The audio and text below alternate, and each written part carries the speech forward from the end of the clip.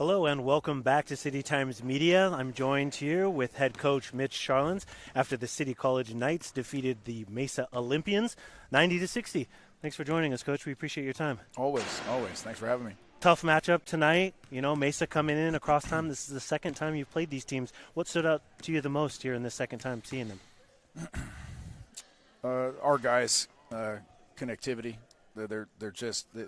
We've really reached a point where the guys are really close, really connected offensively and defensively. I mean, our defense is probably the funnest thing for me to watch right now. Just how connected they are.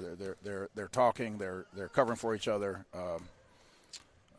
Over rotating sometimes, but they're really connected and really we've really improved there. 13 steals tonight, 40 rebounds. I mean, second chance points. There at the very end of the game, you see Martinez jumping up on 4 defenders there. Is that something you teach? I mean, or is that the cohesiveness that you're mentioning there? Like, how do you will them to have that battery here late in the game? No, they care. They care about each other. And then you see, even though we're up 30 and there was a minute left when Martinez made that play, and the whole bench is going crazy for him. Yeah. I mean, they care about each other. Like, as I said, it goes back to them just growing as a unit, as a family, really caring about each other. The way the ball is moving on offense, the way they're covering for each other on defense, the way even at the end of a 30-point ball game, they're still celebrating each other. They're really connected. That's certainly the case. We've reached about the midpoint here, PCAC play. The team is still undefeated. How important is that for you to kind of see them put it out here every single night and then day in and day out? Yeah, 10-0 in conference. Is great. And the next closest team to us is we have a 3-game lead. They have 3 losses. I think it's Southwestern. I think they have 3 losses. So we got that little cushion, which we need because as you see in the box scores, we've won I think 4 games in a row with only 7 players available due to all the injuries. And so our guys. And then the injured guys are rooting for the guys that are playing, and the guys that are playing are stepping up into much bigger roles. I mean, at the end of the game, I'm looking at our box score, and it's shocking how small our box score is because we only have 7 available players, and they're getting it done and playing for each other. 6 players in double digits. I mean, offensively, you can't be stopped out there. You're still averaging about 91 points per game in conference play. Defense seemed to be the name of the game here. You mentioned kind of that rotation. You're playing a zone defense out there, if I'm right. I mean, how important is that when you get a lead to kind of maintain that, and then if that doesn't happen kind of later in the season, I know that's kind of been some of the issues that we've experienced in past seasons. What kind of is the mentality that you're trying to tell players to stay with it despite being up so large there late in the game? It's always a learning experience. No matter what the score is, I want the guys to do the right things.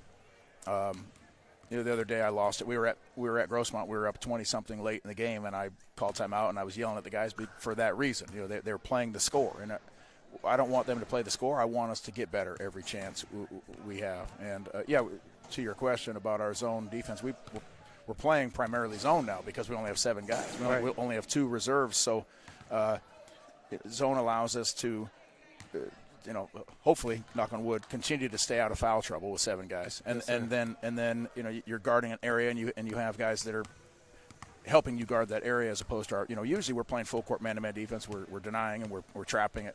That takes too much energy with no subs. So we've completely changed, and the guys have adapted. Only 13 fouls today.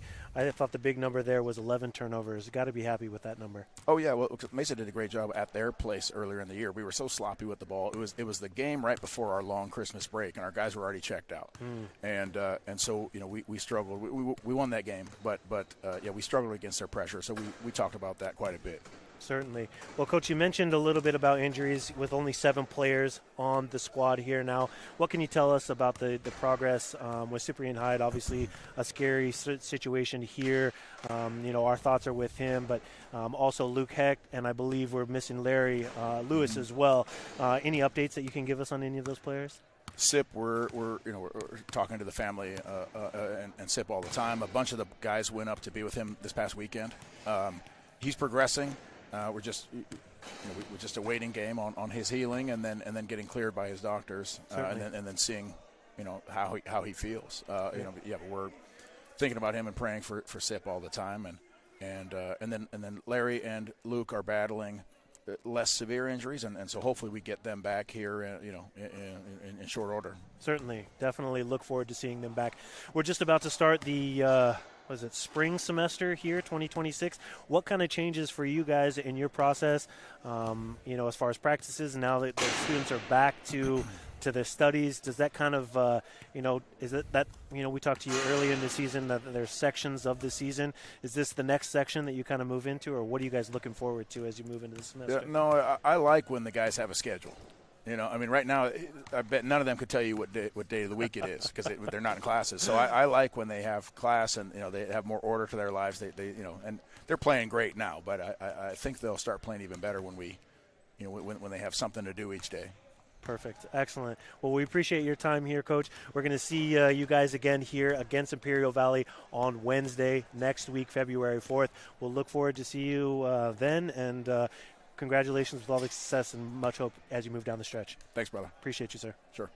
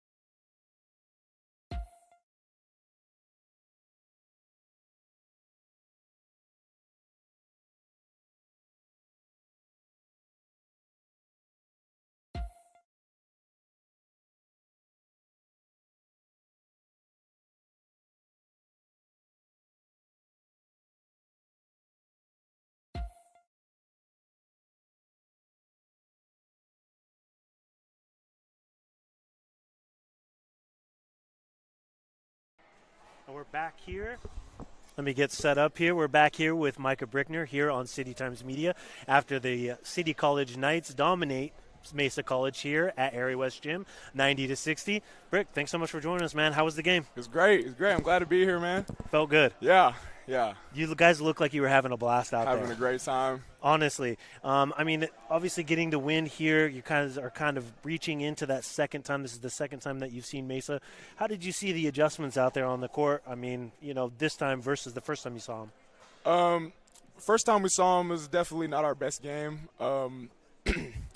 I think Mesa had the upper hand in just terms of catching us surprise with their press. We definitely had better adjustments for their pressure this game. Yeah, I think you guys only won by 5 the last time you guys were over at Mesa. Hostile territory, it's right here. Do you know any of those guys on the Mesa squad? I know a couple of them, yeah. Do you? Okay. Yeah. I know you're in the neighborhood over here. So, obviously both squads, very familiar with you. We saw you out for the Martin Luther King Jr. Parade. Did you guys get to chop it up at all? Yeah, I talked to a couple guys. Yep. Okay. Yes, sir. Okay, that's good. I'm sure a little friendly competition there. Yep. Tell us a little bit about that play early in the second. I think it was the second half. You went up for a dunk, a little bit of a hard foul. Any kind of words there, or how did that end up happening? Well, I just cut.